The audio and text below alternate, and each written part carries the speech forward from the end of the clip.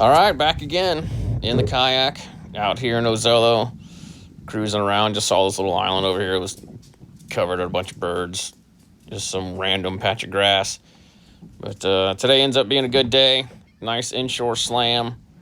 So, hope you enjoy.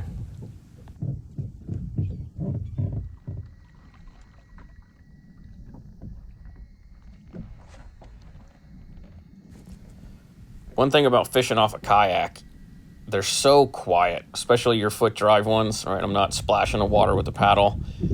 Um, Pay attention. This little red, he hits it right next to the boat. I'm just bouncing this sandat assassin shrimp right off the bottom, taking it nice and slow and easy. And there he is.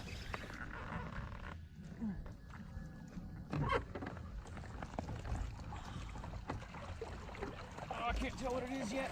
Oh, it's a nice red.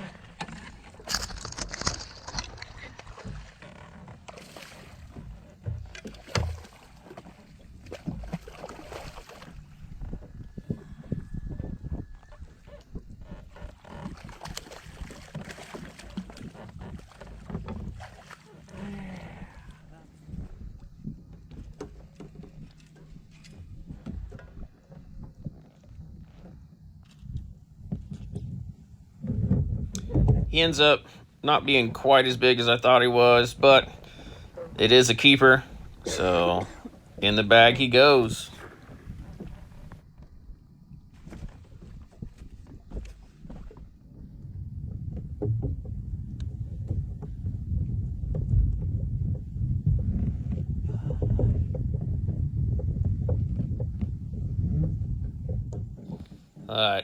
This ends up being one crazy fight. This is going to be a bit of a long clip, but it's worth it. Man, this was fun.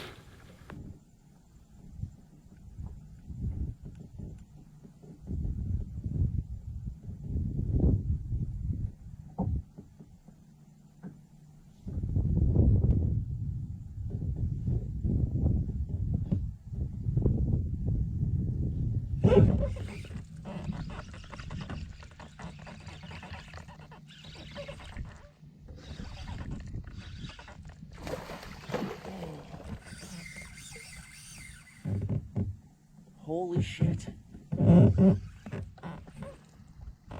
Giant snook. Oh my god.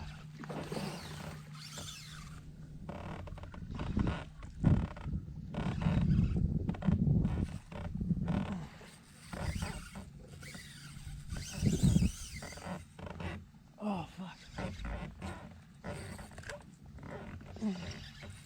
All right, so what happened here is that snook took me into the mangroves behind the kayak, and I got to figure out how to get the rod over my other rods and the camera pole, spin the kayak back around. I got to get in close so I can get it untangled and get the fish. Pedal drive kayaks are great, but one thing they do not do is they do not turn well. It's like trying to turn a damn aircraft carrier. I thought for sure I was going to lose this fish.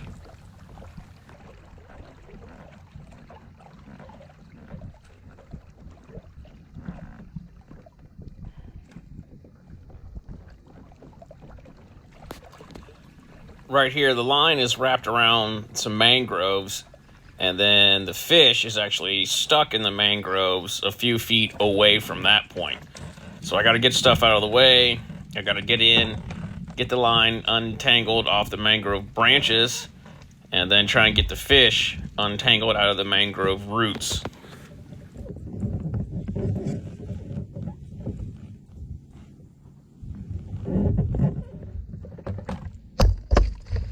Like I said, they don't turn well, so I get out the paddle so I can get the nose of the boat where I need it, spin me around where I can get the line untangled out of the branches, and then I can work my way down to the fish. You can't see it in the video, but his head's sticking up in the roots in there. I can see I still have the fish. I'm just trying so hard not to lose it.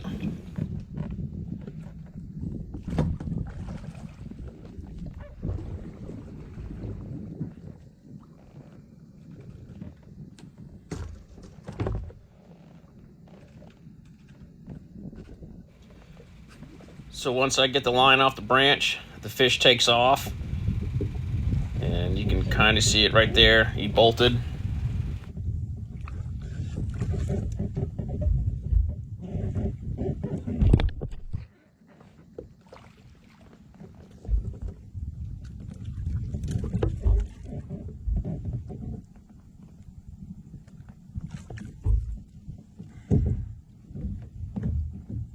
Oh, yeah.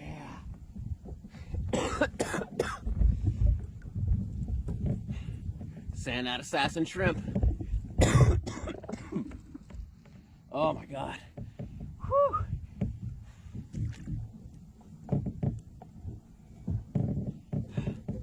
That's it. That's the ticket.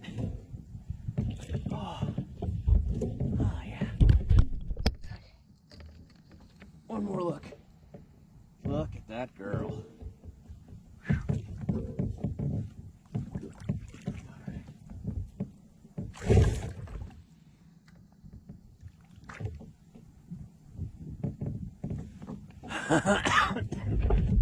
Oh, fighting a head cold.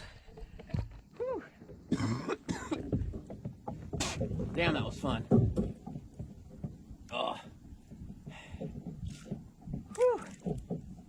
I gotta check my leader. Oh, leader's.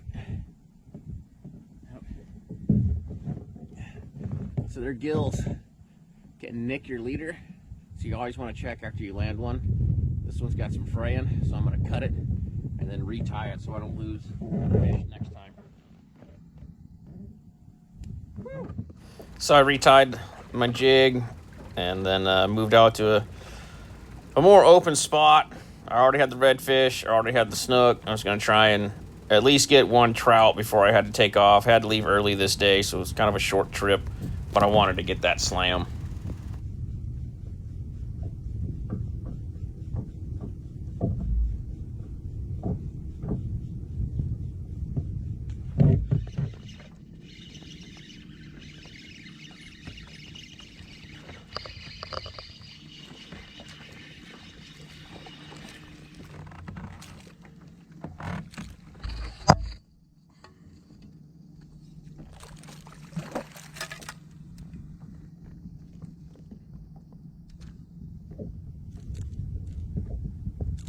So another good thing about using the landing net, besides, obviously landing your fish, the lure will get hung up in the net. So when the fish is on the deck and he starts flopping, it tends to keep the lure from ending up in your foot or your leg or somewhere else you damn sure don't want a treble hook.